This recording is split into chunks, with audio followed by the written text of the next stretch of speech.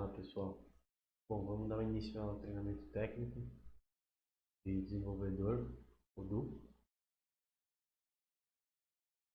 Para quem me conhece, bom, sou Luiz, sou CEO da Camin, um dos mantenedores da localização brasileira, também Delegate Member da OCA, sou formado em Engenharia da Computação pela Unifei e aí tem meus contatos, né? No Instagram, meu LinkedIn, meu GitHub, já me acompanhar aí, à vontade. Bom, sobre o treinamento será feito em três partes. A primeira parte, o que a gente está chamando de pré-treinamento, é algumas aulas que eu vou gravar, né, começando por esta, e vou mostrar para vocês como fazer o setup do ambiente de vocês da forma mais produtiva possível e seguindo a maioria dos padrões aí da comunidade. Posterior a isso, a gente vai para uma semana de vídeo ao vivo, né? São mais ou menos 40 horas aulas. A gente vai desenvolver um módulo completo, que é basicamente um caso de uso do começo ao fim, com várias funcionalidades e mais ou menos umas 36 horas de pós-treinamento. O que vão ser essas 36 horas? São aulas gravadas de pontos que também são importantes, né? Por exemplo, como que eu faço o deploy da aplicação em produção? Como que eu verifico problemas de desempenho? Então a gente vai pegar alguns calos, né, que são coisas às vezes bem pontuais que precisam ser faladas com calma, né, até para a gente não correr. E a ideia dessas 80 horas, né, é formar bons profissionais e dar um conteúdo aí que seja relevante para vocês. Bom, todo o treinamento vai ser gravado, né? Tanto as aulas ao vivo quanto as aulas do pré e do pós, né? Além disso, esqueci de uma coisa. Além dessas aulas gravadas, a gente vai ter umas aulas de dúvidas que vão ocorrer mais ou menos uns 15, 30 e 45 dias depois do treinamento, para quem ainda está com dificuldade, a gente conseguir auxiliar aí e fazer com que essas pessoas aí realmente entendam tudo que elas precisam da plataforma. Bom, todo treinamento vai ser gravado, a gente vai disponibilizar um PDF com todo o material, esses slides também, além disso o código que será desenvolvido, e vai ter um grupo no Telegram e a gente vai tirar dúvidas aí de quem tiver posterior ao treinamento. E além disso, esse treinamento a gente costuma fazer 4 vezes ao ano e todo ano, né, o Odoo lança uma versão nova, então a gente tem que sempre manter o material atualizado e vocês vão ter acesso vitalício a esse conteúdo para que ano que vem saia uma nova versão ou esse ano a gente atualize o material e vocês estejam sempre aí acompanhando as novidades, ok? Bom, então vamos iniciar essa fase de pré-treinamento. Então, vou mostrar para vocês como que a gente instala o Odoo, ok? Bom, para se instalar o Odoo, primeiramente você tem que ter no mínimo três coisas, né? Um ambiente de desenvolvimento Linux, de preferência. É possível desenvolver no Windows? É. Falar a verdade, eu nunca tentei. Faz muitos anos que eu uso Linux, então... Mas eu já vi alguns desenvolvedores tentando, né? No fim das contas, depois de um tempo, eles acabam indo para o Linux. Mas é totalmente aceitável usar o Windows. É porque às vezes você está num ambiente, numa empresa aí que tem uma aplicação Windows que precisa ser mantida também. Bom, para segundo ponto, né? A Odoo SA ela mantém, né, um instalador das versões do Odoo compatíveis com o último Debian e geralmente o último Ubuntu na versão LTS. Atualmente a versão 12 ela está sendo suportada pelo Odoo 12. O Odoo 12 está suportando o Debian Scratch e o Ubuntu 18.04. É interessante também ter uma conta no GitHub, que é lá que o código fica hospedado e você conseguir acompanhar, né, durante o treinamento. Eu vou explicar um pouco mais, vai ter algumas aulas só sobre isso, mas é pré-requisito básico essas três coisas. Eu passo ali também o link da documentação oficial, quem quiser já dar uma lida, enfim, vale a pena tentar se adiantar um pouco às vezes. O que mais? Bom, para se instalar o DOS, tem que ter o Linux, né, obviamente, perdão, ou um sistema operacional compatível. Que mais? Um banco de dados pode ser local ou pode ser remoto. No caso é o Postgres, o único suportado, não tem outras opções. Você não consegue instalar o MySQL, por exemplo, e conectar nele. Isso foi uma decisão de anos atrás e para também facilitar, né, a compatibilidade com as ferramentas do Postgres em si. O que mais? Bibliotecas C às vezes são necessárias, né? Então, digamos que você precise de um módulo digamos, para imprimir numa impressora. Então, para isso você vai ter que instalar muitas vezes as fontes de uma biblioteca, por exemplo, da biblioteca do CUPS, para que você utilize você utilize as ferramentas de impressão que estão desenvolvidas em Python. O que mais? Na versão 12 o Odoo está utilizando o Python 3, né, o Python 2 nesse momento aí, início de 2019 para 2020 ele parou de ser mantido, então a gente não está mais dando suporte aí para os clientes com Python 2. O que mais? O Python 3 tem uma coisa interessante, né, para quem não é tão conhecedor, mas em um outro momento eu vou dar mais ênfase nisso, né, é que ele vem com um termo que a gente chama de baterias inclusas, né? Ele vem com uma gama de ferramentas. Então, digamos assim, eu quero compactar um arquivo com Python 3. Você não precisa ter nenhuma ferramenta extra instalada. Ele já vem com isso. Mas, às vezes, chega num ponto que realmente você precisa de uma biblioteca extra para fazer alguma coisa a mais. Então, por exemplo, no Brasil, é muito comum a gente criar bibliotecas para fazer transmissão de nota fiscal, emissão de boleto. Então você precisa às vezes instalar elas e essas bibliotecas elas vêm com algumas dependências. E essas dependências elas precisam de uma biblioteca C para funcionar. Então, dando um exemplo aqui mais prático, acho que mais simples de entender. Tem um módulo que permite que o Odoo se conecte no servidor LDAP para fazer autenticação. Então, além do módulo Odoo, você tem que instalar a biblioteca Python, que faz o middleware ali com LDAP, e os componentes C que fazem o baixo nível, né, e fazem realmente a conexão. Então, você tem que, às vezes, atuar em várias camadas. O que mais? Vamos lá.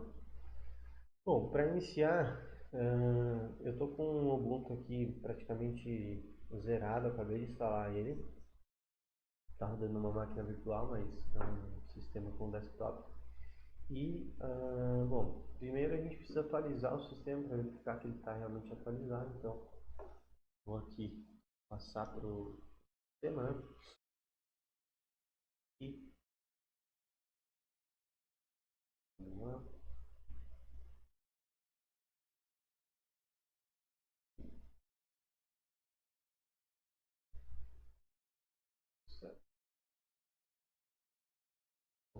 terminal. Vou executar aqui sobre a update. Este comando ele busca nos repositórios atualizações e o comando upgrade realmente efetua essas atualizações. Então, no meu caso, o sistema está atualizado. No primeiro comando a gente buscou as atualizações, no segundo a gente efetuou as atualizações. Caso tivesse alguma atualização a ser feita, ele perguntaria se você gostaria realmente de executar essas atualizações. Bom, agora a gente vai, voltando aqui para o slide, a gente vai instalar alguns pacotes básicos aqui para a gente começar o nosso ambiente. Bom, vou aqui.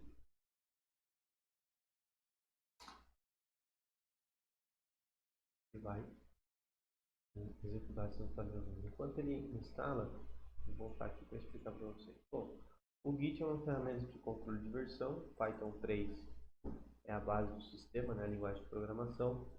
O Nano é um editor de texto padrão. VirtualEnv eu vou explicar mais para frente. O wget é uma ferramenta de download, algumas fontes e o GitG, que é uma outra ferramenta que auxilia, né, o uso do Git, que eu vou explicar para vocês, é bem interessante. Vou verificar aqui, bom, já terminou de instalar, legal. Aí, bom, finalizou a instalação. O que mais? Bom, para se criar um projeto Lu, a primeira coisa que vocês têm que pensar é que vocês estão lidando com alguma coisa que é bem complexa. Então, como todo RP ou como toda aplicação empresarial, você tem que ter um domínio completo do que está acontecendo, até porque se tiver uma catástrofe, alguma coisa, você tem que conseguir replicar o ambiente em outro local, ou se está acontecendo um erro em produção, você tem que conseguir replicar o erro localmente. Então, você sempre vai estar, né, lidando com múltiplos repositórios ou projetos. Como o sistema modular, você vai estar sempre lidando com muitos módulos, e esses módulos, esses projetos, eles vão ter dependências específicas e dependendo se você, sei lá, trocar a versão da LDAP, por exemplo, pô, já vai parar de funcionar. Então você tem que ter um controle muito bom dessas versões. Eu vou começar a explicar para vocês como é que vocês fazem isso. Bom, vou voltar aqui para outra tela. Então, vamos iniciar aqui.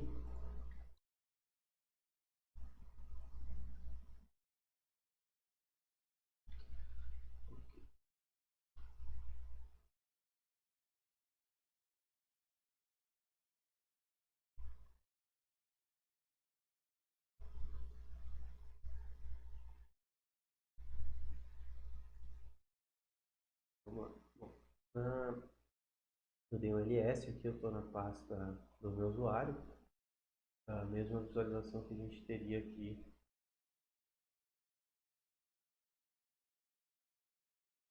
caso a gente acessasse aqui a pasta pessoal. Então, bom, okay. Vou fechar aqui e agora eu vou criar um diretório, projetos, vou acessar esse diretório e dentro desse diretório eu vou criar um outro diretório chamado Odoo12.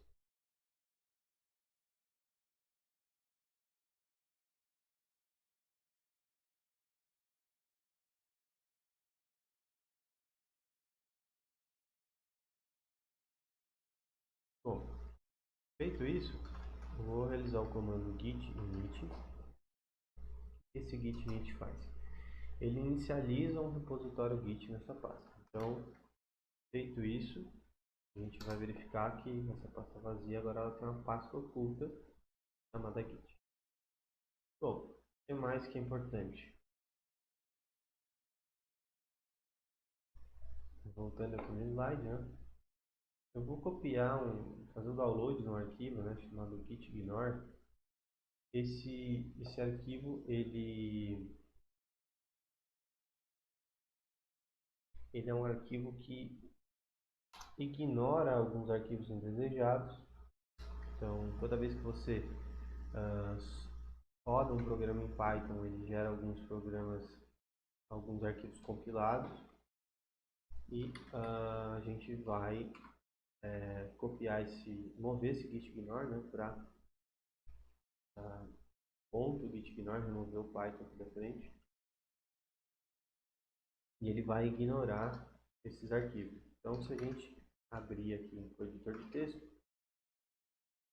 você vai ver aqui que ele tem uma série de arquivos que ele vai estar ignorando.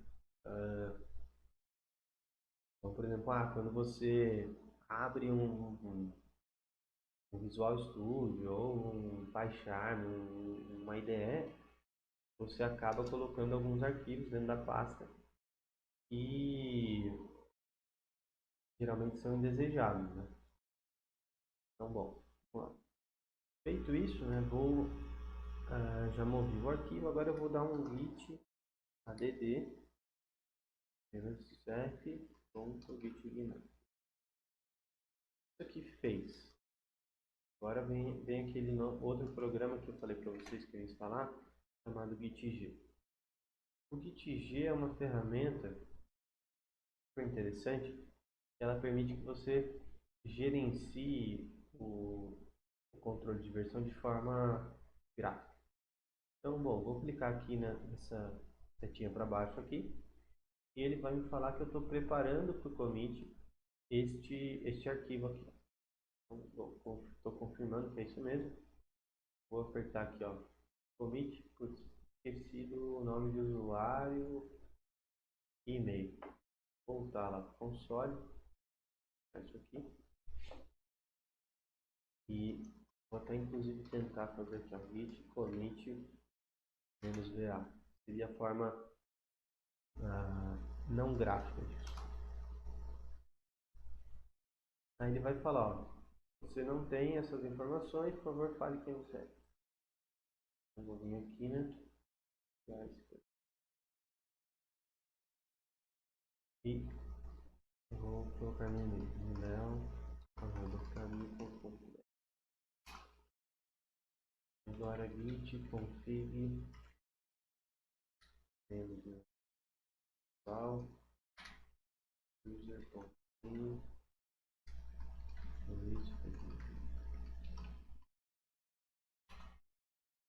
Beleza. Agora volto para o gitg.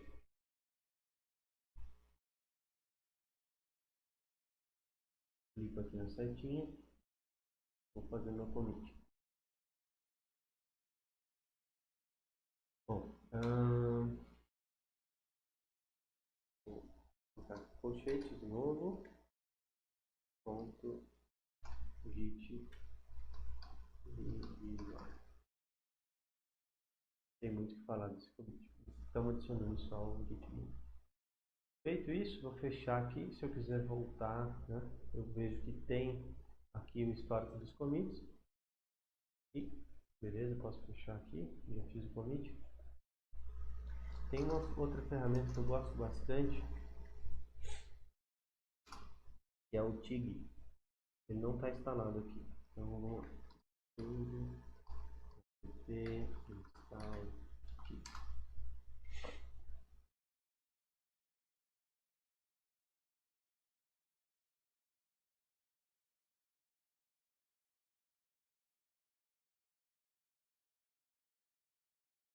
Essa ferramenta ela é uma ferramenta gráfica gráfica não, né, de terminal, que você consegue visualizar o histórico dos commits. Então, eu digitei TIG dentro de um repositório Git, ele falou que o Luiz Felipe Miléo, na 18h25, adicionou esse arquivo gitignore. Se eu der enter aqui, eu consigo descer no histórico.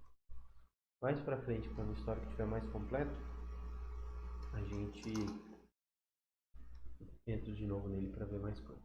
Bom, então, nosso repositório, né, dando um ls-lh, ele fala o quê? Eu tenho agora um arquivo gitignore, ok? E vamos dar andamento aqui. Voltando para o slide. Vamos lá. Aqui nós temos as ferramentas de build. Desculpa, as dependências de build do sistema. Então, são as bibliotecas necessárias a gente mínimas para a gente colocar o grupo para funcionar na nossa máquina. Então, vou voltar aqui para o terminal. Agora eu vou criar um arquivo chamado build.sh e vou colocar o conteúdo, esse comando de instalação. Feito isso, eu vou executar aqui sh build.sh. O que isso vai fazer? Ele vai instalar todos aqueles pacotes que a gente solicitou, né? Mas também, além disso, após a instalação, a gente vai comitar também esse arquivo para manter a compatibilidade com o repositório. Então, se a gente baixar esse repositório em uma outra máquina, por exemplo, vai ficar fácil das pessoas replicarem, né? Elas não vai precisar nem entrar no slide. Se você baixar o repositório na sua máquina, você vai conseguir só executar, vai conseguir instalar os pacotes facilmente.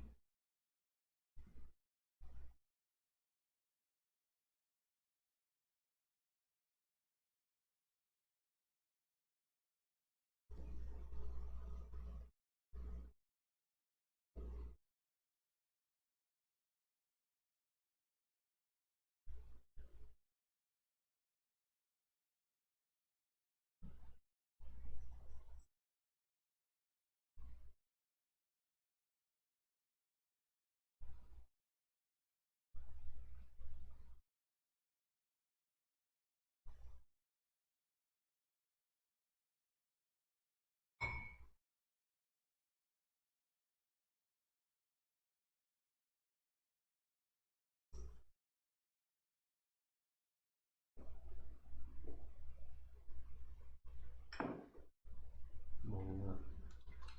Agora eu vou abrir o GitG novamente, clicar aqui na setinha, então vai estar o arquivo de build. Então eu vou dar 2 cliques nele, ele vai passar para cima, para a área de staged, e vou criar um commit. Meu build. Legal. Beleza. Fecho aqui, se eu der um tick, vai ver que tem 2 commits aqui. Setinha para cima e para baixo para escolher o commit, dou um enter, por exemplo. Se eu continuar dando enter, ele vai me dar todo o histórico do commit. Se eu apertar Q, eu volto para a lista. Se eu apertar Q de novo, eu saio do tick. Bom, instaladas as ferramentas de build, o próximo passo é a gente instalar o Postgres. Vou criar isso aqui. Aqui no console, né? A instalação.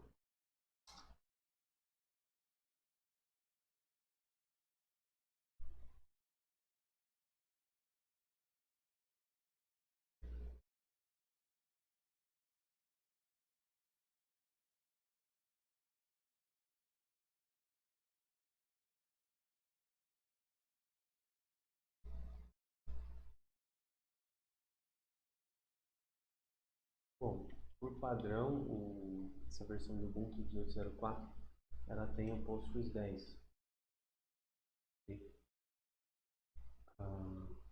eu verificar aqui se teve algum problema.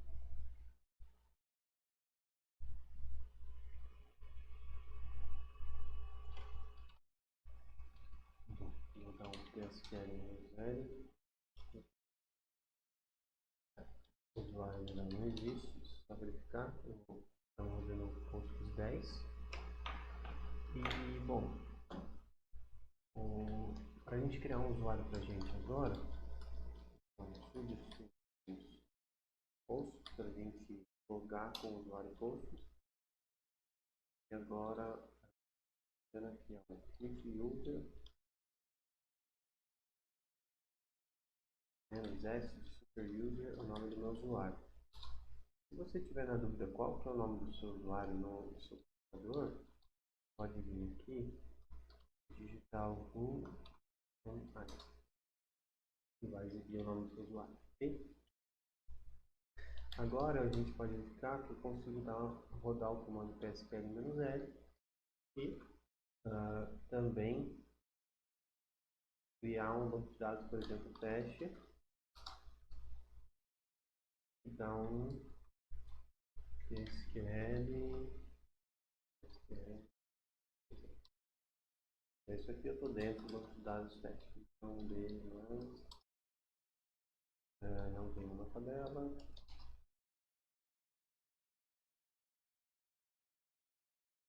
Vai achar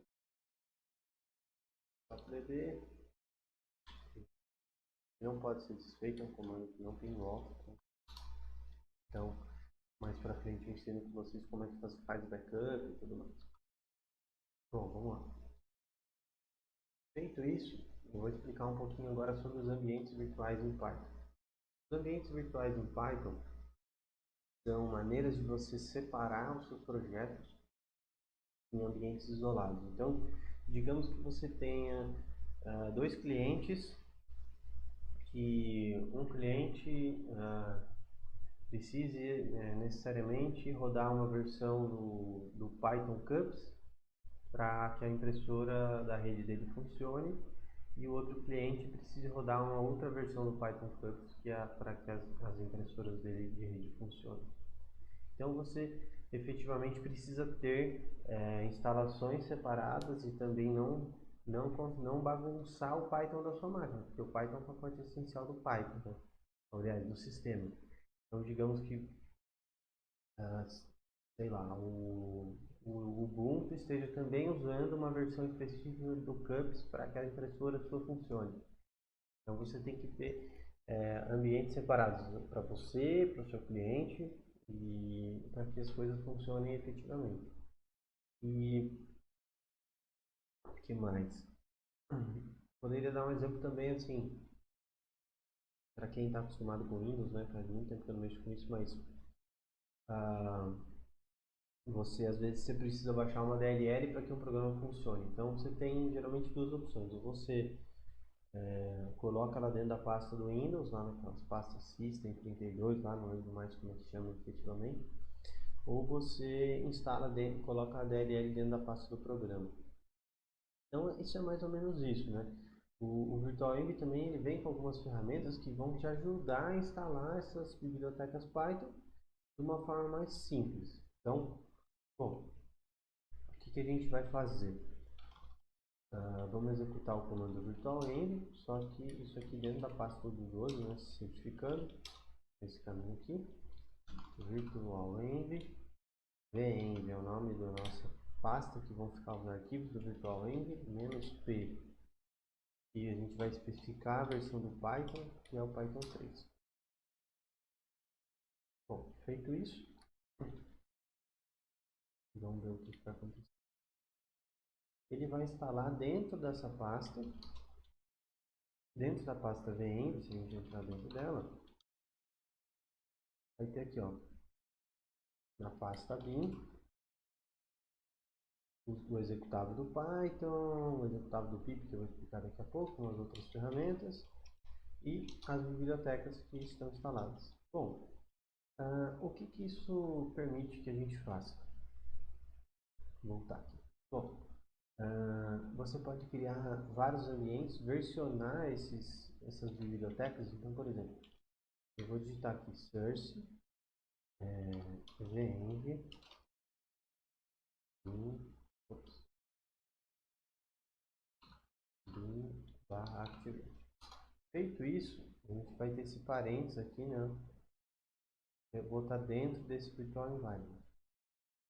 O que eu posso fazer? Eu posso executar comandos, né? Então, por exemplo, o Python aqui dentro, ele vai ser o Python 3.6. Se eu der um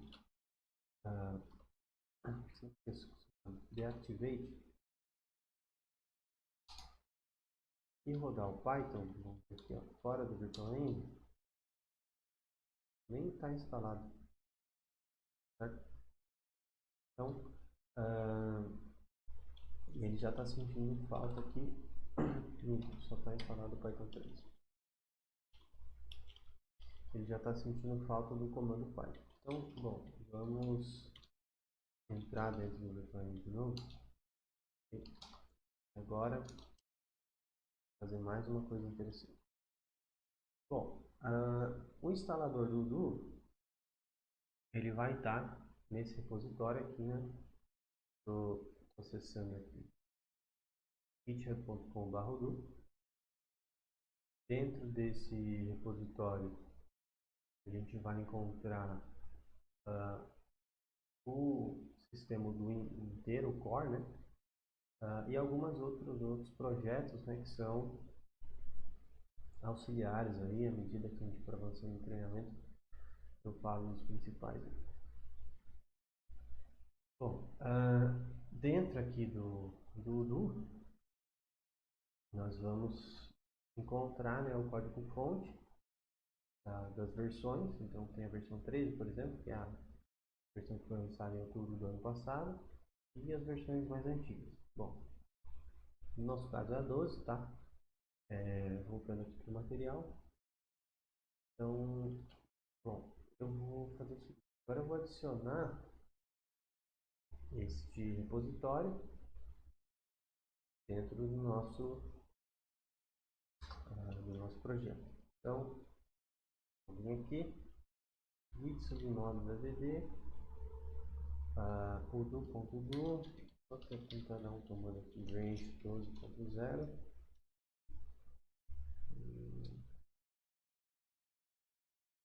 Podem estar seguindo. Na verdade, coisa que está aqui assim. Bom, o que ele vai fazer? Ele vai clonar dentro da pasta core o projeto da Udo. Okay?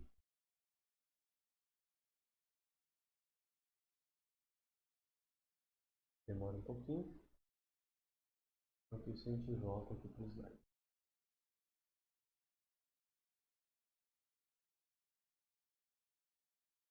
Bom, dentro do diretório Udo, se a gente próxima aba, já analisando aqui um pouquinho, pode ser na versão 12, nós vamos verificar aqui, ó. Bom, um arquivo muito importante é esse requirements.txt. Esse cara aqui, ó, ele vai ter todos os pacotes Python que são necessários para que a gente faça o sistema funcionar.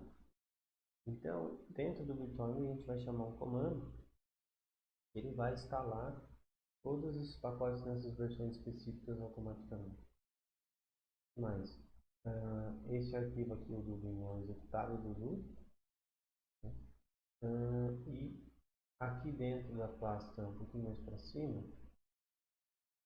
nessa pasta addons, a gente tem todos os módulos que estão disponíveis, mais ou menos uns 160 módulos. Então, tem desde parte de contabilidade até parte de recursos humanos, CRM, vamos ver aqui, ó, parte de integração com o Google Drive, recursos humanos, folha de pagamento, controle de horas, planilha de horas, as localizações, né? Esse L10N é a abreviação de localization.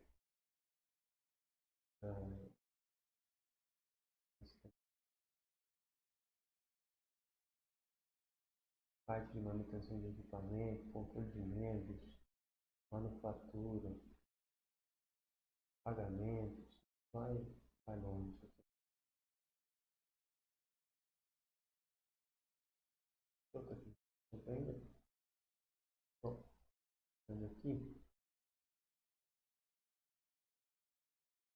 Além desses módulos padrão, então dentro dessa pasta DOM, um pouquinho, um nível mais acima, se eu voltar aqui, a gente vai ver que nós temos aqui, né, a pasta Odoo, que dentro onde fica o próprio core do sistema, né, o ORM do sistema, onde ele instancia os campos, faz integração com o banco de dados. Tem também um outro módulo interessante que vale a pena dar uma olhada, esse módulo Base. Esse módulo Base, a não ser que você fale o contrário, né, ele vai ser instalado automaticamente em todos os bancos de dados. Aí, bom, ele já vem com uma série de coisas. Você tem aqui, ó, um agendador para executar tarefas de tempos em tempos, tem a parte de exportação de dados, tem a parte de log que ele salva lá dentro, envio de e-mail, e-mail server. Que mais? Tem a parte de tradução, tem o cadastro de empresas, o cadastro de países, o cadastro de pessoas,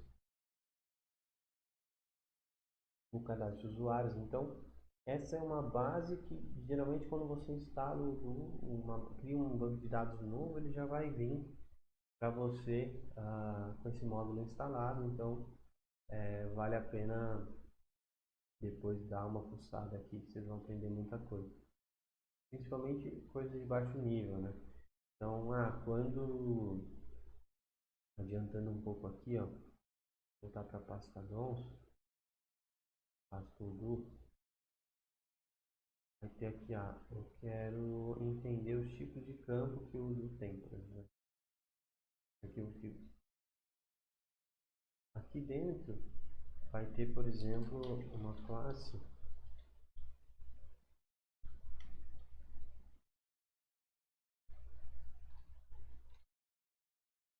essa classe DateTime, é a representação do campo DateTime, e ele vai ter, por exemplo, alguns métodos auxiliares. Esse método now, por exemplo, ele vai trazer para a gente a data atual. Esse today, por exemplo, a data à meia-noite. O context time stamp, por exemplo, é uma outra função que a gente acaba usando bastante. Ela vai converter a data, né, para o time zone do usuário. Então, o sistema ele salva as datas em formato UTC e quando você precisa no time zone do usuário, você chama essa função, ele vai te devolver isso da melhor forma possível. Opa. E, bom, essa é uma grande fonte de conhecimento, né? Então, desmembrar esse Odoo, esse diretório Odoo, né? Essa parte fields aqui, a parte modas também é uma coisa bem importante. Você vai conseguir aprender muita coisa. Por exemplo, aqui, ó, um campo do tipo binário. Ele vai ter informações como que você salva esse campo no banco de dados. E assim vai, né? Tem milhares aí de funções aí possíveis. Tem, por exemplo, aqui, vou pegar um outro campo interessante, o campo monetário. Bom, é um campo de moeda, né? Ele tem alguns detalhes. E deixa eu ver se ele tem algum método auxiliar. Não, não tem. Por incrível que pareça, não tem. Vou pegar um outro aqui.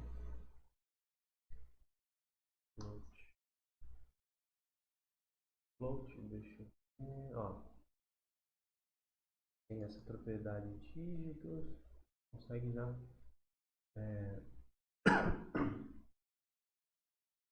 saber mais informações sobre o campo.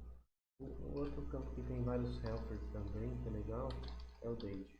Muito parecido com o datetime, mas Bom, tem o Web Today, Contact Today, já tinha falado mais ou menos. Ele vai te devolver a data no time zone do usuário. Esse toDate aqui, ele vai devolver o objeto no formato datetime, né?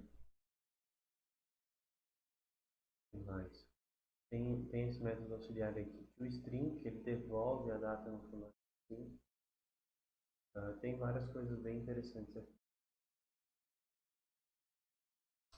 Provavelmente essa operação que demora, tá? Não tem muito o que fazer.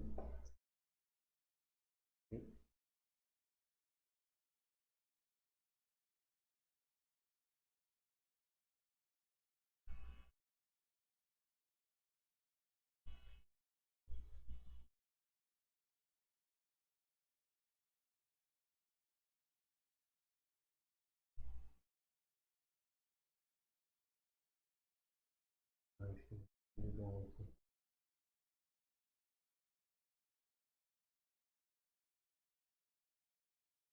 Agora tá pra cá. Mais uma coisa interessante. Essa questão do Virtual Env é uma questão muito importante que vocês têm que entender. Coloquei até o link da documentação oficial, por quê? Porque ela é a base de toda instalação Odoo. Então, digamos que você queira instalar um Odoo num ambiente Docker, por exemplo. Pô, a gente vai seguir mais ou menos a mesma arquitetura. Eu quero fazer o Odoo rodar com build-out, por exemplo, que é uma outra ferramenta interessante, um pouco antiga, tá caindo em desuso já, mas tem alguns clientes nossos que ainda usam. Você vai necessariamente precisar do Virtual Env. Tem uma outra ferramenta muito importante que é feita pela Tecnativa, que é o Git Aggregator. Ele também vai utilizar o Virtual Env. Então, se você dominar o Virtual Env, você vai entender o básico da arquitetura do deploy aí do sistema. Bom, feito o clone, né, eu vou entrar agora na pasta core e fazer o seguinte comando: git checkout 1.0 para a gente alterar a versão para 12. Carregar mais um pouquinho.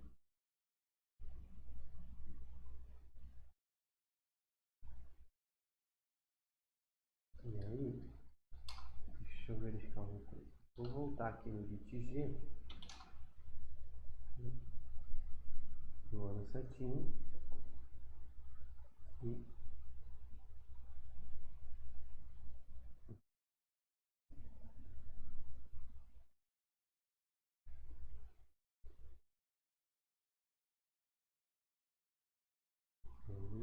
essa ferramenta às vezes ela dá uma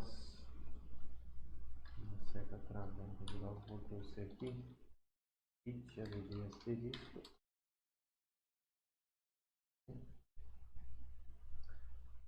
e git commit -a. Bom, ele vai estar falando aqui o seguinte: que ele adicionou um novo arquivo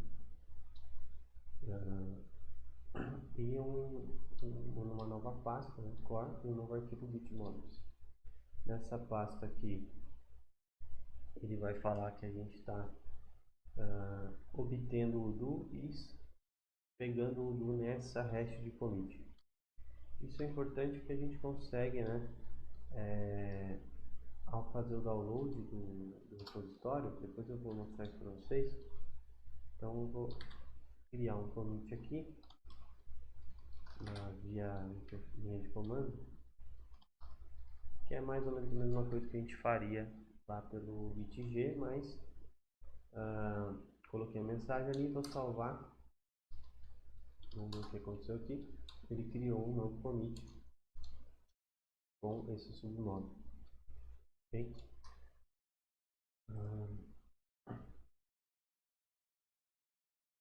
Mas agora vamos lá. Bom, tendo o Odoo aqui na nossa instalação, vou executar o seguinte comando: pip install -r core barra requirements.txt. Então, vou executar aquele arquivo de requisitos.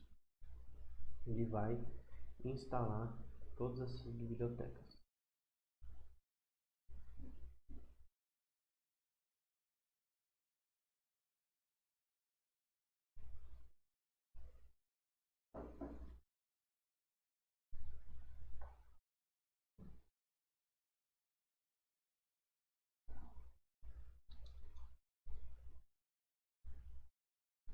Legal.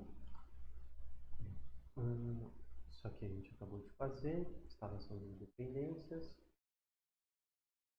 Bom, agora a gente vai executar o uso pela primeira vez. Bom,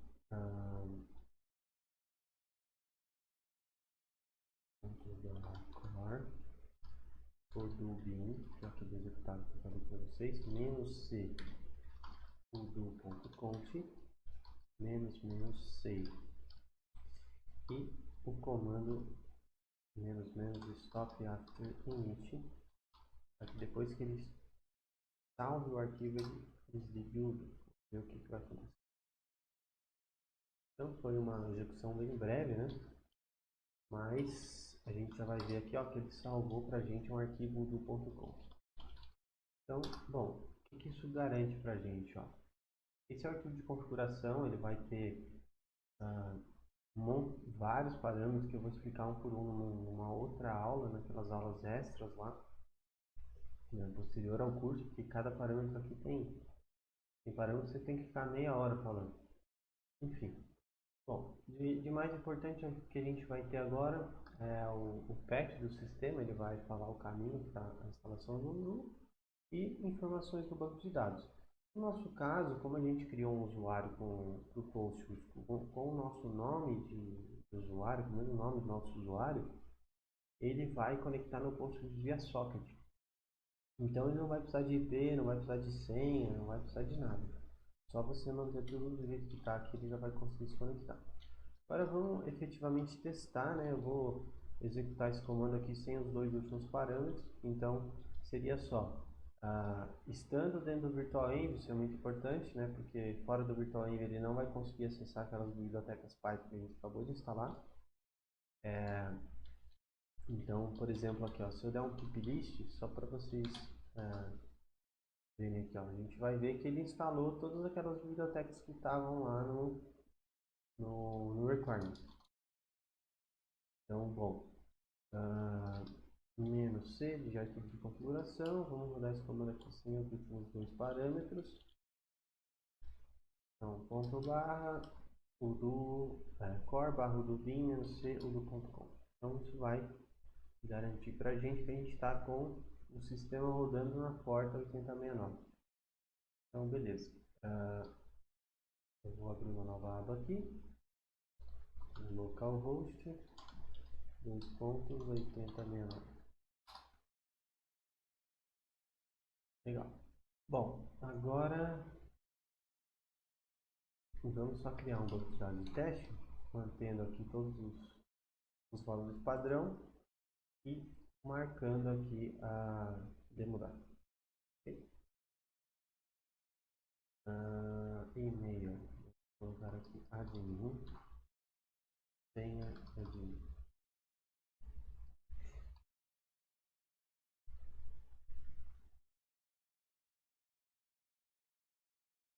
Voltando para o log, né? Vai ver aqui que ele vai começar a instalar, né, aquele módulo base lá que eu mostrei para vocês. Então, ó, criou um banco de dados, automaticamente ele já instala esse módulo base. Tá.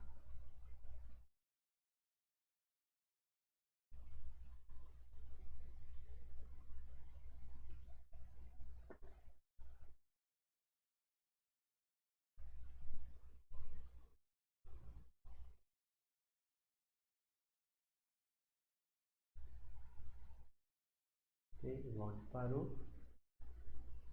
Legal, já estamos aqui na loja de aplicativos do Udo. Bom, eu vou encerrar essa aula por aqui e a gente volta logo para a próxima aula, onde a gente vai, eu vou mostrar para vocês como gerenciar os bancos de dados do Odoo através da interface e a linha de comando. Só fazendo uma revisão rápida aqui do que a gente falou. Então, bom, para a instalação do Odoo, nesse vídeo eu mostrei como instalar ele no Ubuntu 18.04. Que mais? Além do Linux básico, né? A gente precisa do Postgres instalado, pode ser qualquer versão. Nesse caso eu instalei a versão 10, que é a padrão do sistema. É possível utilizar Postgres mais novos? É possível. O Postgres mais atual, se não me engano, é o 12. Mas tem algumas ressalvas, né? Quando o Postgres passou da versão 9 para 10, tinha a tabela de sequências, por exemplo, precisou de um patch para que ele funcionasse da forma correta no Odoo 8. Então, vale a pena, né, para quem está começando a usar o Postgres padrão do sistema operacional, no caso do Debian e do Ubuntu é o Postgres 10. E, obviamente, se o seu cliente precisar de mais desempenho, né, as versões mais novas do Postgres são geralmente mais rápidas, você pode fazer um estudo aí de viabilidade para verificar se não tem nenhuma inconsistência e utilizar um Postgres mais novo. As bibliotecas C são partes importantes do sistema, então, por exemplo, só voltando aqui no outro detalhe, quando eu dei aquele piplist, né, a gente viu aqui, ó, então, por exemplo, o Python LDAP é um requisito para o sistema funcionar, mas, se eu não me engano aqui, build.sh, nós temos, deixa eu ver, a biblioteca lib ldap2dev. Então, essa é uma biblioteca de sistema que precisa ser instalada com apt-get para que o PyLDAP funcione e você consiga instalar realmente. Ok? O que mais? Essas outras dependências eu vou adicionando elas aos poucos, né? Nas próximas aulas a gente vai falar como adicionar outras dependências. O que mais? Manter o sistema atualizado, né? Para começar, instalar essas fontes e outras ferramentas que a gente está utilizando auxiliares. Falei também sobre a questão da criação do projeto e como isso é importante. Nas próximas aulas eu vou mostrar esse projeto no Git, então vocês vão entender efetivamente como replicar essas informações de um lugar para o outro, mais para frente. Então, por isso que a gente está usando sempre o controle de versão. O que mais? Criamos o nosso diretório. O gitignore é uma ferramenta importante, até porque, ó, se a gente verificar aqui, ó, se eu entrar na pasta do core, vamos ver aqui, ls.lh,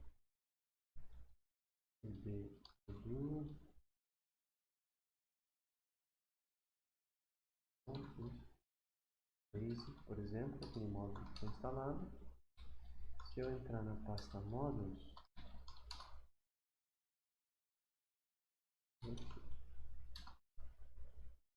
bom, nesse momento aqui não tem nada aqui, né, mas no diretório PyCast, deixa eu ver aqui, ó, a gente vai ter um montão de arquivo PyC. Mas mesmo assim, se a gente digitar TIG aqui, ó, a gente vai verificar que não teve nenhuma solicitação de adição de novos arquivos. Por quê? Porque a gente colocou determinados padrões, né? Por exemplo, aqui no gitignore, todos os arquivos com extensão PyC ou D, né? Esse final aqui, estão sendo excluídos. Okay? E a pasta PyCast. O que mais? As dependências de build eu falei um pouquinho novamente. Vou repetir. O Postgres não tem segredo, é você instalar e criar um usuário para o seu próprio usuário, né? Então ligar, né, nesses dois detalhes, né, acertar o nome do usuário e não esquecer do "-s" para você poder criar banco de dados, senão o Udo não vai ter a possibilidade de criar banco. Testando que isso está certo é você voltar para o seu usuário com Ctrl D e verificar que isso daqui está funcionando.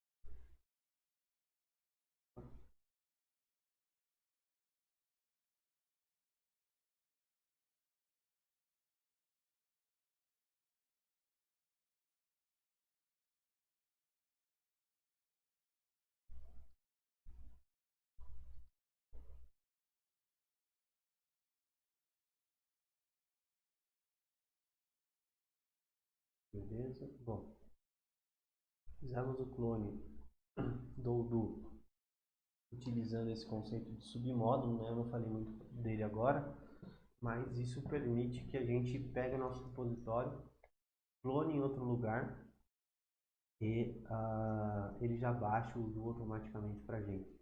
Eu vou explicar isso mais para frente, quando eu for replicar o ambiente em outro local. Tá? Isso vai ficar bem claro para vocês. Bom, o Virtual Env. Virtual Env é um conceito importante, né? Ele permite que a gente encapsule, né, os nossos detalhes do Python sem prejudicar, né, e isolar os ambientes.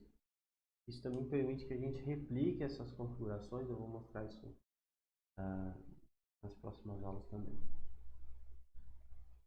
Bom, peça-chave também é você instalar todos os requisitos do core com o pip install -r core requirements.txt.